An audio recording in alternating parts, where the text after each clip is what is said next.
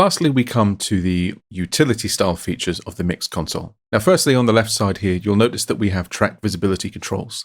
And this is really useful for tidying up your mix console so you can focus on only what you need to work on.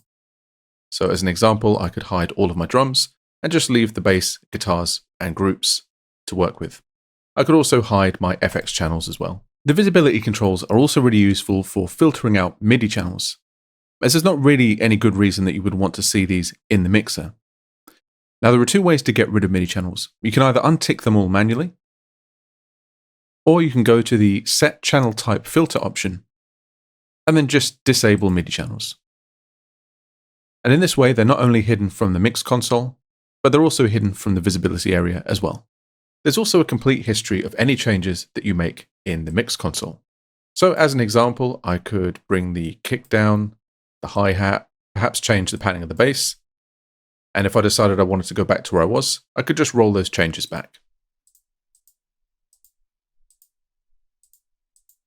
So if you find that you've tinkered with a mix beyond recognition and you want to get back to where you were, you can use the mix history to do that. Alternatively, you can also create mix snapshots. Now, snapshots, as the name suggests, capture your mix as it is at any given moment in time. So I'll create a mix console snapshot now. And I could name this initial mix.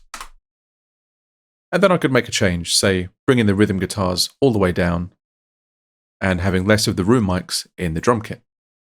Now I can create a new snapshot and call this alternate mix. I could even go into the snapshot notes and then write down the changes that I've made.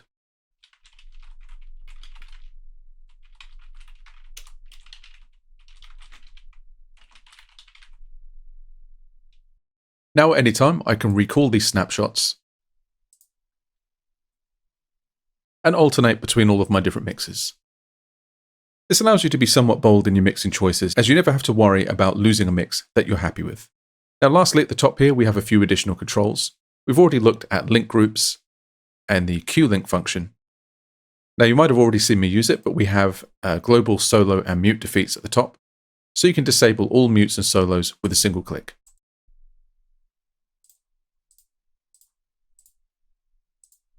You can also bypass all inserts, EQs, channel strip effects, and send effects. To do this, just long press.